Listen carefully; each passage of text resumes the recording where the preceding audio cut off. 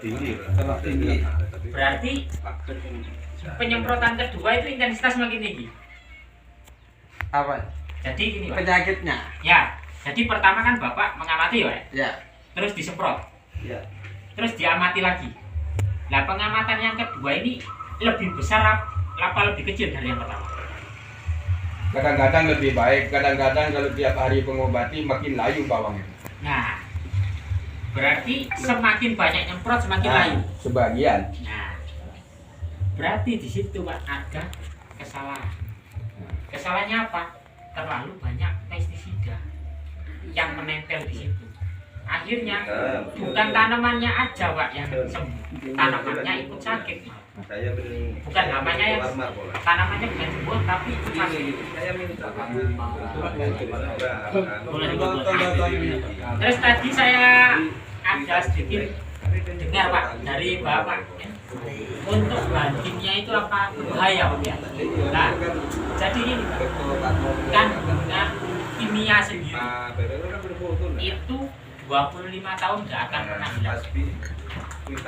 Meskipun itu pestisida disemprot ke tanaman, hamanya penyakitnya hilang, kimianya tetap di situ, zatnya tetap di situ, menempel di tanaman.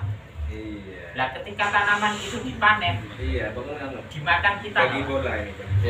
Nah, semakin hari kita makan hasil tanaman yang banyak mengandung pestisida, itu malah menimbun penyakit. Makanya kenapa sekarang sama zaman dahulu banyak penggunaan kimia mana? Sekarang apa?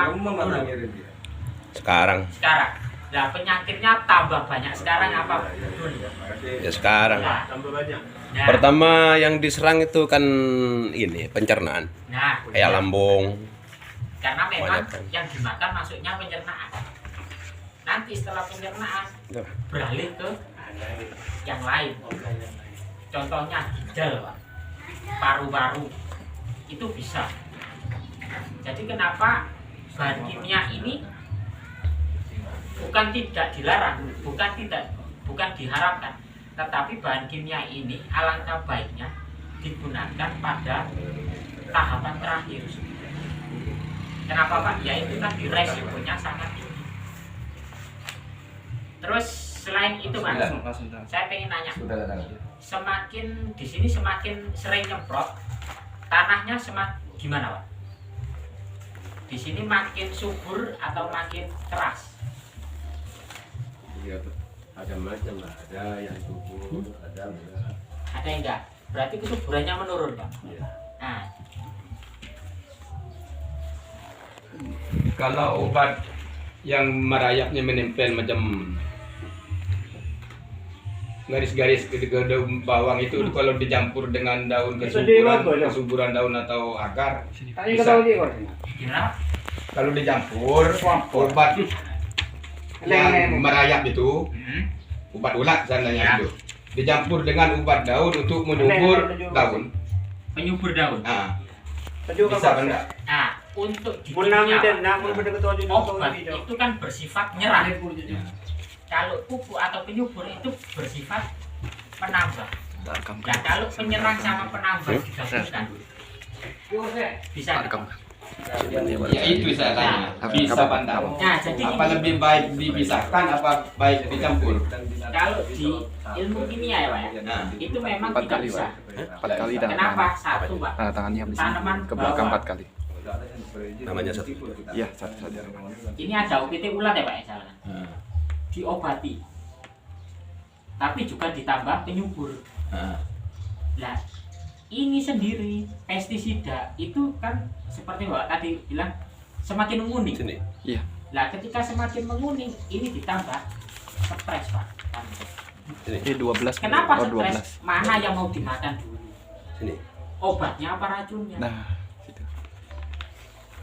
Nah, alangkah baiknya Pak sendiri-sendiri. Kenapa? Biar tanaman tidak tambah stres. Udah 4 kali.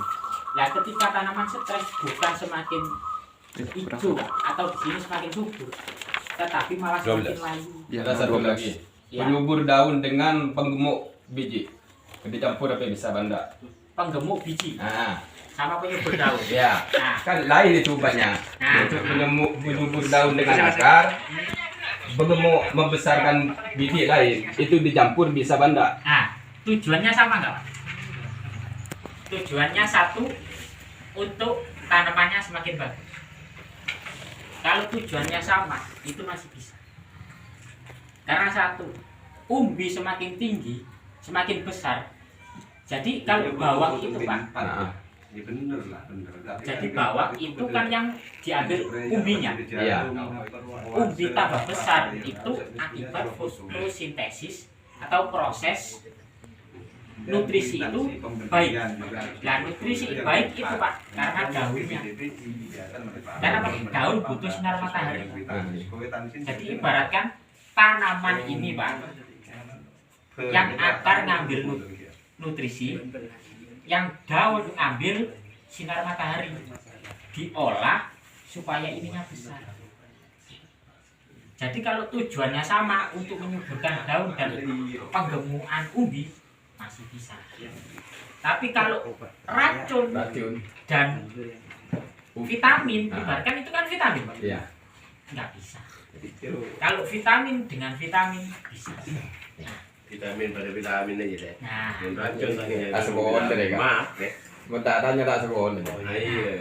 Betul tanya ya. Bolanya lah hobi nih bang kapi dia.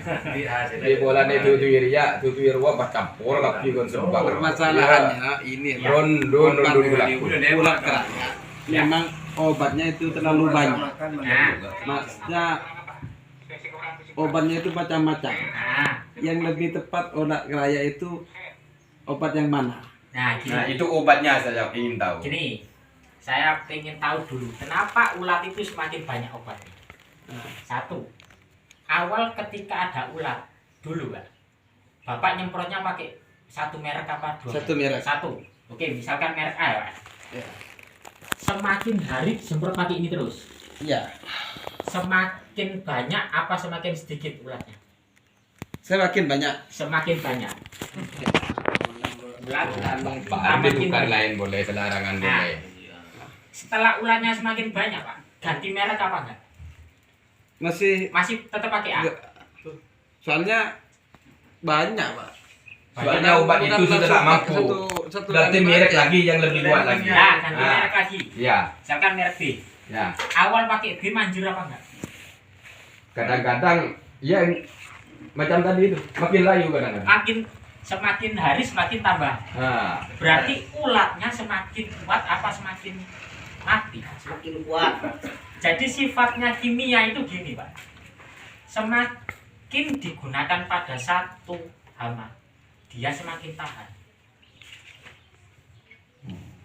Semakin dia ibaratkan gini Pak, ada ulat disemprot mati, besoknya ada anaknya disemprot lagi, sudah membaca oh obat ini caranya gini, oh obat ini sifatnya gini, dia semakin daya tubuhnya dia semakin kuat, artinya semakin tahan.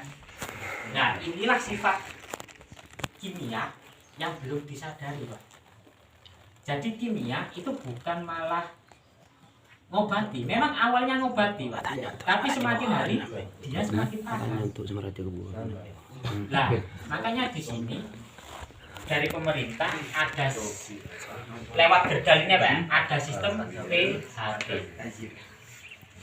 Jadi PHT pengendalian hama terpadu, artinya tidak mengharamkan atau tidak melarang penggunaan kimia, tapi satu, yang pertama digunakan dengan organik. Nah, organik ini ada yang